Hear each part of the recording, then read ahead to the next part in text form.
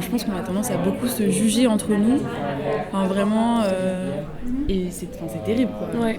Et à faire des réputations à d'autres filles, alors que justement, on a tout intérêt à être dans la tolérance de l'autre, et c'est pas, le slut shaming en école, c'est vraiment une réalité, quoi. Ouais. C'est traiter les gens de putes et leur faire une réputation de mauvaise fille, quoi, entre guillemets.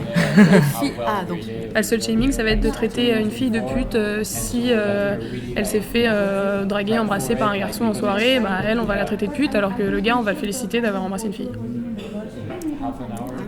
C'est un concept institutionnalisé, mais très implicite. Ouais. Je pense que c'est très présent, mais que si on veut pas le voir, on peut ne pas le voir. Mais c'est pas pour autant que c'est pas là, quoi.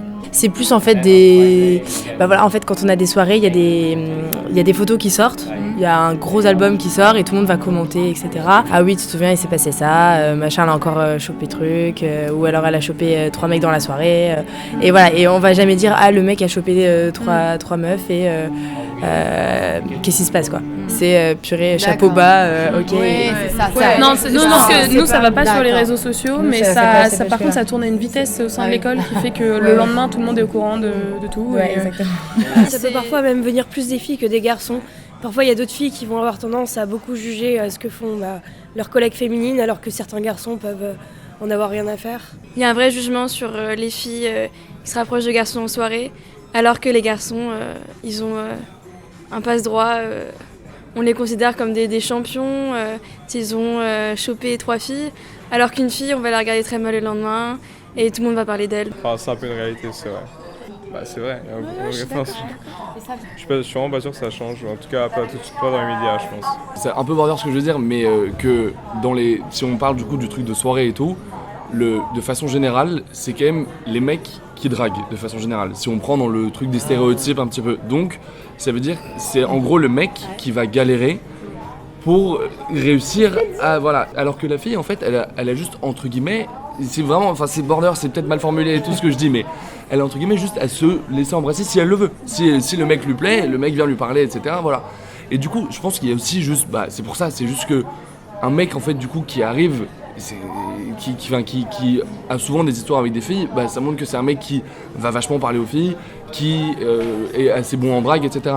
Alors qu'en soi, en fait, c'est plus simple pour une fille, je pense, d'avoir plus d'histoires avec un garçon parce que s'il y a juste beaucoup de mecs qui viennent lui parler, forcément il y aura plus d'histoires. Donc je pense qu'après il y a ça aussi mais ça justifie pas du tout qu'un mec qui embrasse beaucoup de filles, on va le considérer comme trop stylé, alors qu'une fille qui couche avec plein de mecs, on va la considérer comme, je veux même pas citer les mots qui sont utilisés.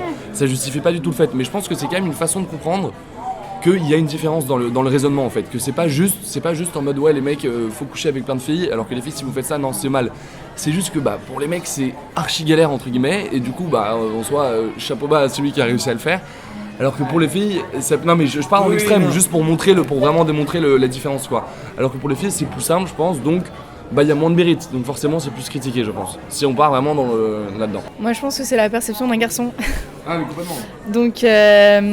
Donc du coup, par rapport, si je me place d'un point de vue d'une fille, pour moi je me dirais ce mec c'est un fuckboy et je suis pas intéressée. Donc moi je veux dire c'est pas forcément la perception qu'on a en se disant c'est un champion.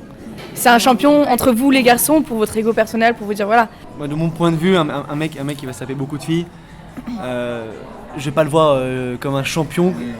Et de la même manière voir une fille comme une donc voilà. Mais sauf que nous je pense que en tout cas dans nos groupes d'amis, c'est rare qu'on se dise ok ce mec s'il s'est tapé par exemple 3 filles en une soirée, on va peut-être pas dire que c'est un champion, on va dire le mec il a pas beaucoup de respect pour lui-même non plus parce que il va voir un peu partout. De la même manière qu'une fille va le faire, on va le dire aussi. Mais c'est peut-être plus délicat à le dire pour une fille. C'est un truc tout bête, c'est un exemple, mais nous l'autre jour on cherchait une image parce qu'on va faire un Champagne Monday avec tous les anciens de la junior entreprise, et la première image qui est sortie et qui a été choisie en plus par une fille, c'est une nana presque à poil avec une bouteille de champagne.